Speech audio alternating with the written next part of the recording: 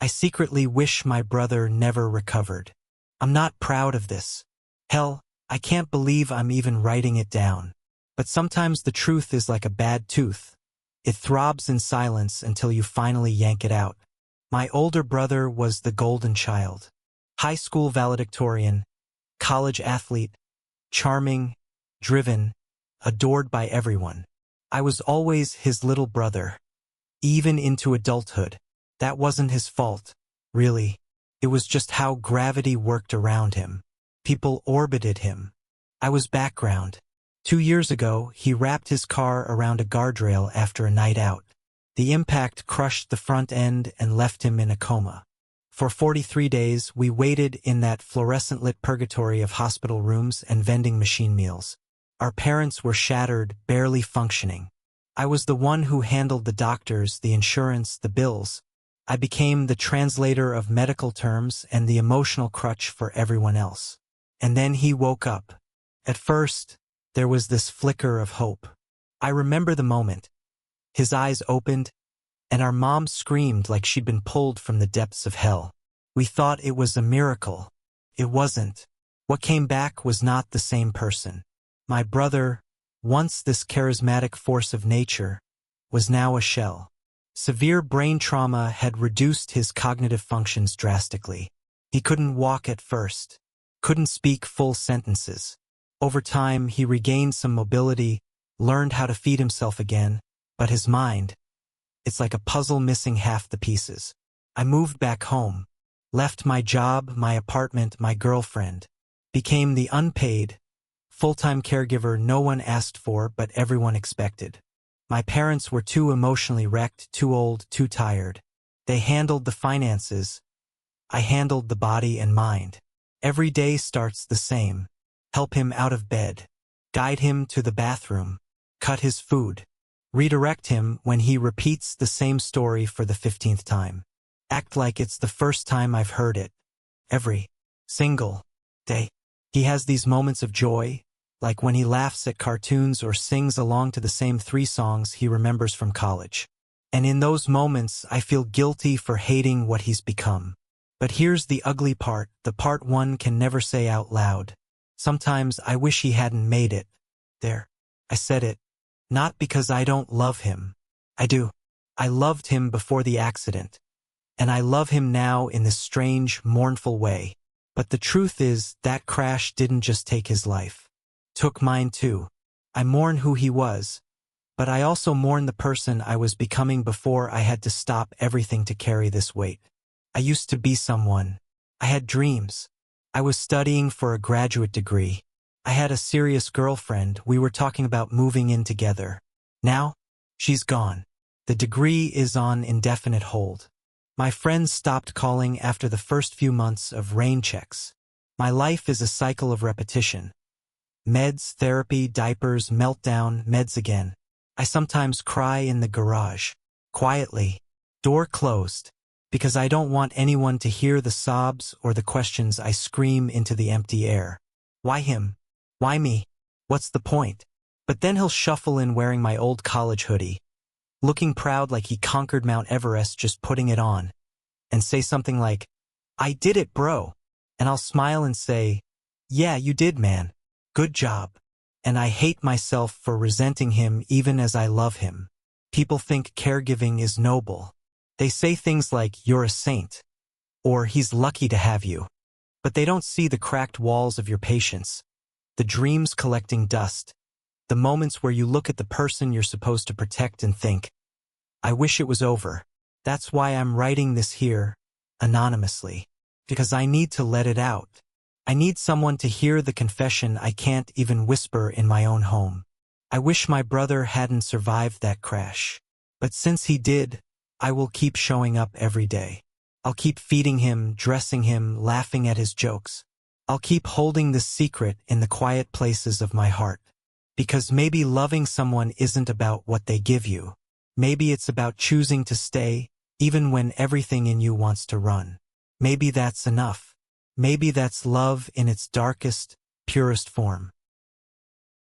I fake being a chef to impress my date. I don't usually lie. especially not about something as easy to disprove as being a professional chef. But I panicked. We matched on a dating app and our first conversation was about food. She loved to cook, had traveled to Italy for a pasta-making class, and casually dropped that her dream man had to be able to sauté and season. I laughed and typed, "Oh, I used to work in a kitchen." Not technically false, I worked in a Chili's for 2 summers during college. That tiny fib snowballed fast. By the time we scheduled our first date, I had apparently worked under a Michelin-starred chef in New York and was experimenting with fusion cuisine in my spare time. She was impressed. I felt like James Bond, except instead of dodging bullets, I was dodging culinary questions with vague gourmet buzzwords. Then she asked the question I'd been dreading, "Why don't you cook for me sometime?" I should have come clean. But pride's a hell of a thing. So I said yes. I spent 2 full days prepping like it was a Food Network finale. I YouTubed how to cook duck and risotto for beginners. I bought saffron. Saffron. Do you know how expensive that stuff is? I even practiced plating in secret. By the time she arrived, I was sweating through my fake chef's apron and praying the duck wouldn't be raw inside. She took one bite. Her eyes lit up. "This is incredible," she said. Relief washed over me like holy water. I survived dinner. We even kissed afterward. But then she asked if I'd cater her friend's engagement party. Cue internal screaming. I came clean the next day. Told her everything at Chili's, the YouTube rabbit hole, even the stress dreams about accidentally poisoning her.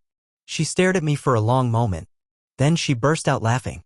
"You cooked me duck and risotto after faking your way through it? That's either romantic or deeply concerning," she said. We didn't work out long term. But we're still friends. Every time she texts me a picture of a fancy dish, she captions it, "Chef of Lies would be proud." And honestly, I kind of am. I'm the reason my boss's marriage ended. It wasn't intentional. I swear to whatever higher power that's still willing to listen, I didn't mean to destroy a marriage. But it happened, and the worst part is, I didn't even come clean. It started with office gossip. You know how it is, someone finds something weird on social media, shows it to a friend, and suddenly everyone's speculating about who's dating who's cheating, who's got a burner Instagram. One day, I was scrolling through my feed during lunch and saw a suggested friend pop up, some blonde woman in a red dress, posing with cocktails and hashtags like #singlelife and #date night. Something about her was weirdly familiar. Then I noticed her username. It was a subtle variation of my boss's wife's maiden name. Curious, I clicked through. Private account. But the profile pic? That was her, all right. Now, my boss, let's call him Greg, is the type who organizes team-building golf outings and refers to himself as a girl dad every chance he gets. Always posting family photos, motivational quotes, a real salt-of-the-earth corporate dude. But this account was something else. One of the photos visible in the preview had her holding hands with a man who definitely wasn't Greg. Out of morbid curiosity and a bit of pettiness, I'll admit I screenshotted it. Send it to my coworker in a private message like, awkward. Except I didn't send it to my coworker. I sent it to Greg. Full. Blown. Panic. I tried to unsend. Nope. WhatsApp doesn't allow that after a certain time. My stomach dropped to the center of the earth. Minutes passed. No reply. I considered deleting my entire existence. An hour later, Greg left the office early. The next day, he didn't show up. The day after that, HR said he was taking personal time. 2 weeks later, someone mentioned he was going through a divorce. Apparently, he confronted his wife that night. She confessed to having been emotionally distant for months. I heard bits and pieces through the grapevine. The new guy in her life? Someone she reconnected with from college. And me? I said nothing. Nobody knew it was me who sent the message. I never corrected it. I let it fester and disappear into office lore. Sometimes when he comes in now looking 10 pounds lighter and 10 years older, I want to say, "I'm sorry." But I don't. Because deep down, I don't know if I'm sorry. He was kind of a jerk and maybe he deserved to know the truth. But still, I didn't want to be the one to deliver it. I used my son's hamster to break up with my girlfriend. It started with a lie so stupid, so cartoonishly ridiculous, I genuinely didn't think it would work. But it did. And now, 2 years later, I still feel a mix of shame and awe at my own pettiness. Her name was Emily. She was sweet. Too sweet. Like cake frosting before you realize it's 90% sugar and regret. We'd been dating for 8 months. At first, everything was fine. Cute dates, shared playlists, late-night takeout. But then she moved in and brought chaos with her. I have a son, 9 years old, from a previous relationship. His hamster, Rocket, is basically royalty in our house. Rocket has a multi-level cage, his own snacks, and even a tiny fleece hammock. My son adores him. I clean that cage more than I clean my car. Emily hated Rocket. She said he smelled, he was noisy, he looked at her funny. Once, I caught her flicking the cage bars with her nail when she thought I wasn't home. That was the beginning of the end. I wanted out, but Emily had recently quit her job to find herself, which apparently meant watching YouTube astrology channels and leaving wet towels on every surface. She had nowhere to go. No job, no savings.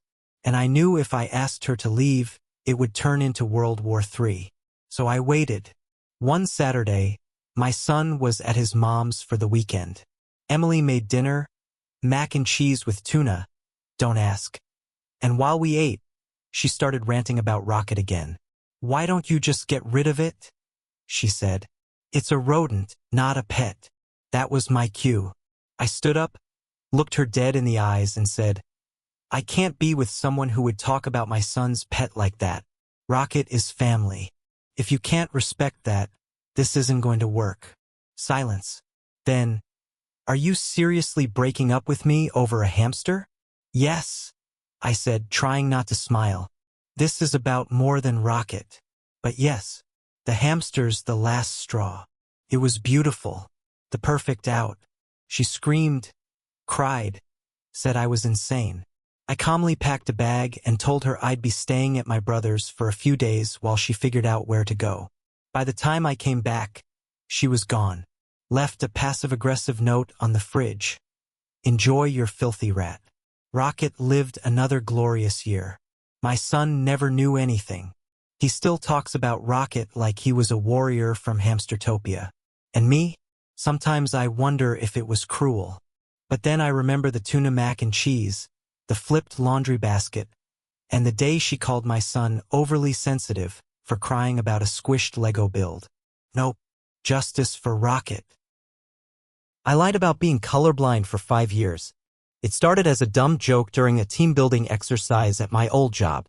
We were doing one of those get-to-know-your-coworkers games, and someone asked what our hidden talents or quirks were. I panicked, my mind went blank. No hobbies, no pets, just me and my coffee addiction. So I blurted out I'm colorblind. It got a couple of surprised looks. One guy even asked, red-green or total? I had no idea what that meant, but I nodded sagely and said, mostly red-green. Grass looks gray to me. Which isn't true. Grass looks exactly how grass should look. But in that moment, I became the colorblind guy. The thing is, people remember that stuff. Next thing I knew, people were helping me match ties, making comments like, "Must be tricky around Christmas." HR printed my onboarding documents in black and white just in case, and one of the designers even offered to tweak our slide decks to be more color accessible. I could have corrected it. But honestly, it was kind of nice. People treated me like I was overcoming something. They admired me for it. Plus, it got me out of designing PowerPoint presentations for client meetings. It only got worse when a coworker gave me a pair of those colorblind correction glasses for Secret Santa. You've probably seen the viral videos people put them on and start crying when they see purple for the first time. I had to fake my way through that moment like I was in an off-Broadway drama. "Oh wow, is that blue?" I asked, voice trembling.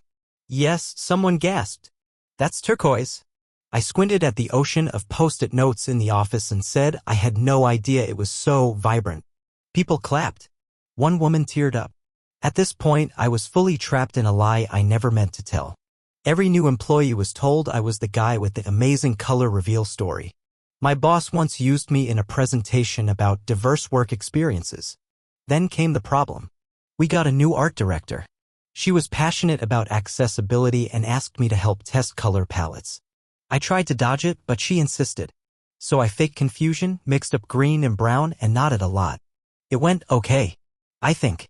But I know the end is coming. Sooner or later, someone's going to figure out I drive a red car or that I wore a green tie to the Christmas party.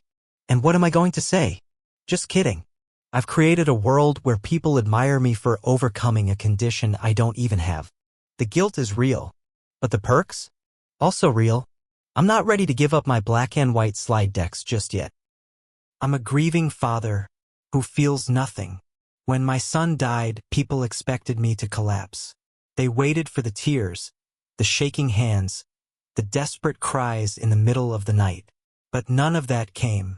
Instead, I sat on the edge of a stiff hospital chair, staring at the whiteboard with the nurse's name on it.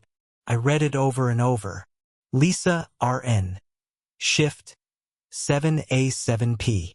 I focused on that because if I thought about what was actually happening, about the lifeless body in the next room, I felt like I'd vanish. He was only 6. Pneumonia. That's what they called it. Complications. Unexpected. Sudden. We did everything we could. Those words are branded into my brain, and yet, they don't feel like they're mine. The world expected me to be shattered, and I played the part. I planned the funeral. I stood beside the casket. I gave a eulogy. People said it was so brave and beautifully said, but I don't remember a single word I spoke. I was just mimicking what I thought a broken father was supposed to look like. The truth is, I haven't cried. Not once. Not even in the shower or late at night. And that terrifies me more than the loss itself. My wife thinks I'm bottling it up. She talks to her grief counselor, tries to reach me during those long silences over dinner. But there's nothing to reach. It's like someone turned off the emotional faucet and walked away with the handle. I loved my son. I really did. He used to sit on my shoulders while we watched cartoons. He called my bald spot his sunroof. He was bright and curious and had this way of making people feel seen. But since he's been gone, it's like my brain refuses to go there. I avoid looking at his bedroom. I turned off the notifications from his school. I don't even open the photos people send us. People whisper about me now. At the wake, my sister said, "He's holding it together so well." And I wanted to scream. No, I'm not. I'm not holding anything. I just don't feel it. And maybe that's worse. I've Googled emotional numbness after loss more times than I care to admit. I've read posts, articles, Reddit threads. Most of them say it's normal, that the mind protects itself from trauma. That grief can come in waves. But what if it doesn't? What if this is it? What kind of father doesn't feel anything when his son dies? People say grief is love with nowhere to go. So what does it mean when there's not even grief? I don't know who I am anymore. A husband, a father, a fraud? But maybe writing this is the first time I've actually let the truth out. And maybe that counts for something.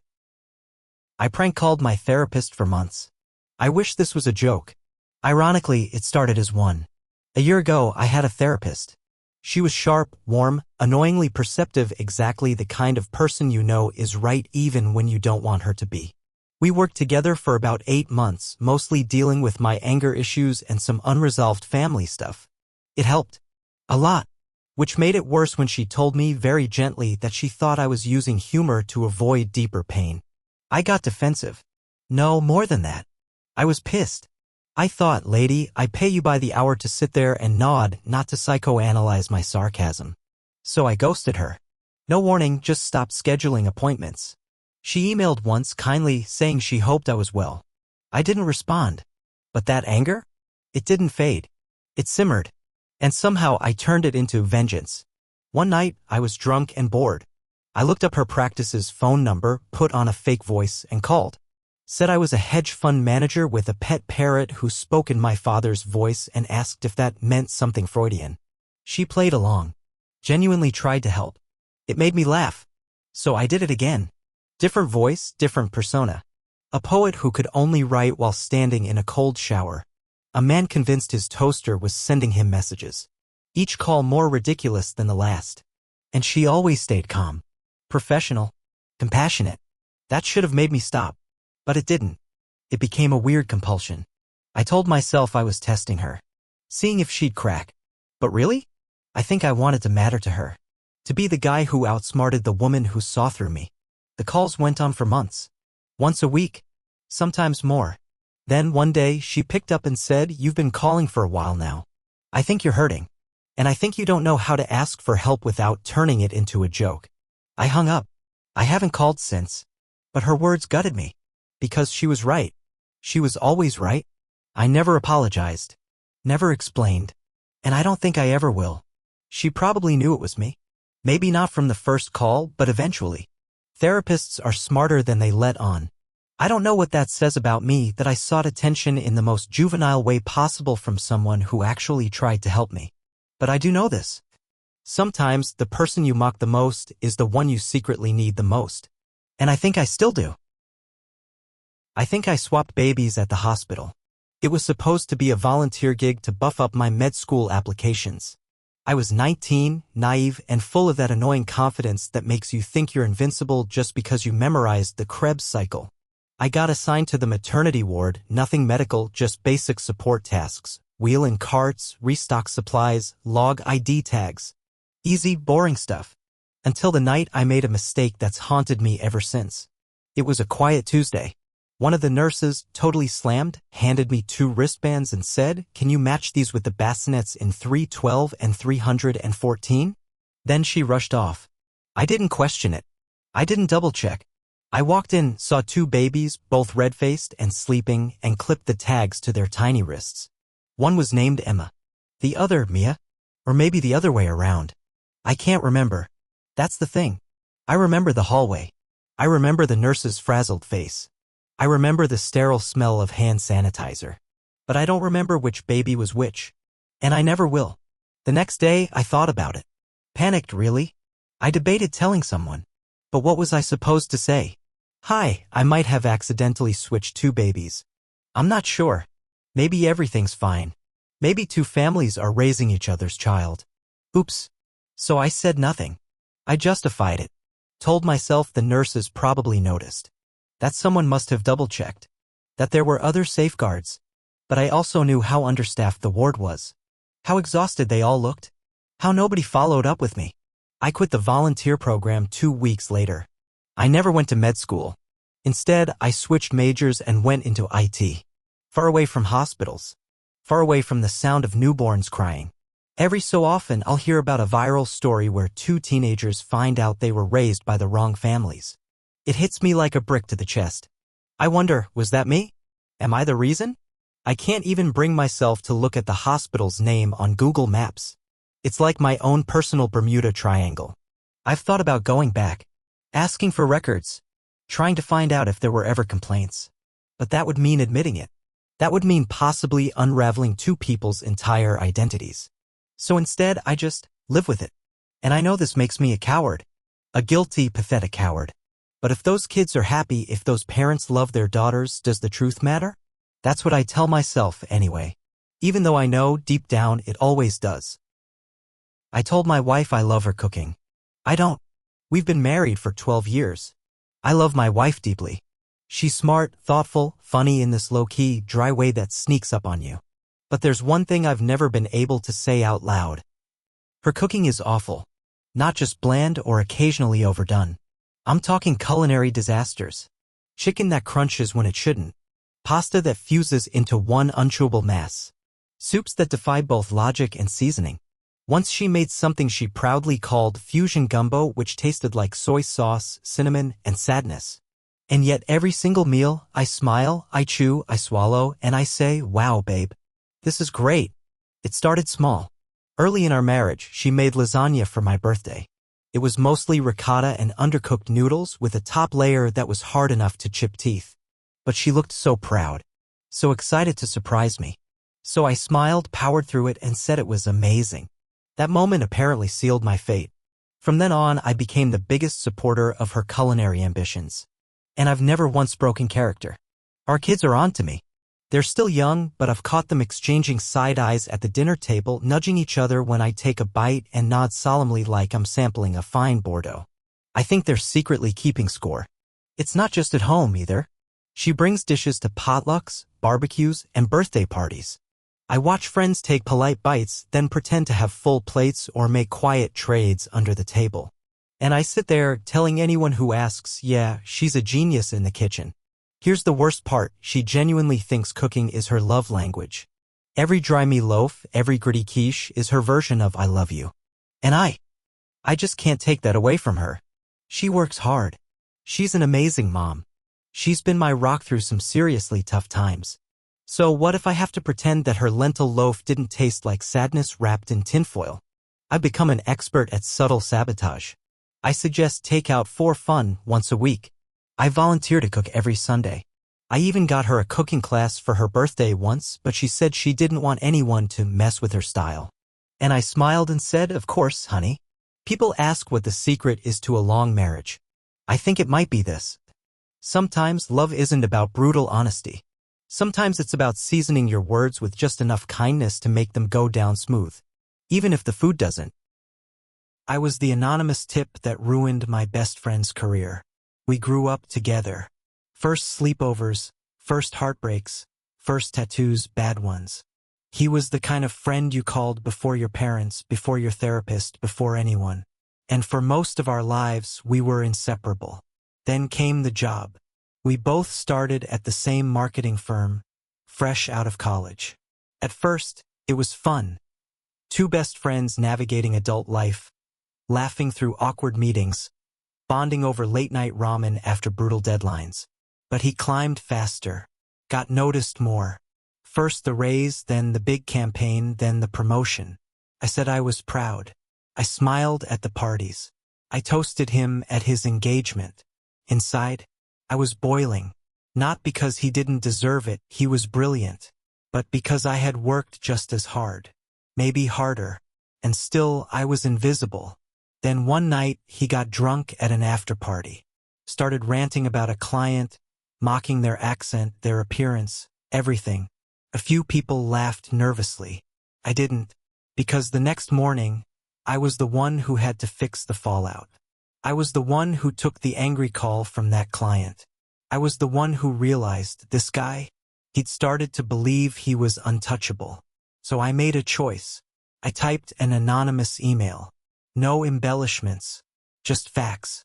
An employee at your firm made inappropriate comments about a major client at a work event. I included the time, place, and quotes. Sent it to HR from a throwaway account. A week later, he was suspended. A month later, demoted. The campaign pulled. The client dropped us. The company went into damage control. He was devastated, confused, betrayed. And I was right there, patting him on the back, saying, man, that sucks. He never found out it was me. Sometimes I tell myself I did it for the company, for accountability. But that's a lie. I did it because I was jealous. I did it because I hated the way he never looked back to pull me up, only looked forward to climb higher. And I did it because, for once, I wanted to be the one holding the match. Now, years later, we've drifted apart. We still follow each other on social media. He posts pictures of his dog. I like them. He's at a new company now, doing well. But every time I see his face, I feel it. That sting of guilt wrapped in satisfaction. That weird mix of shame and triumph. I was his best friend, and I stabbed him in the back without ever lifting the knife. And the worst part? Sometimes I still think I'd do it again. Thanks for watching. Write in the comments what you would like to confess. Subscribe to the channel and watch my other videos.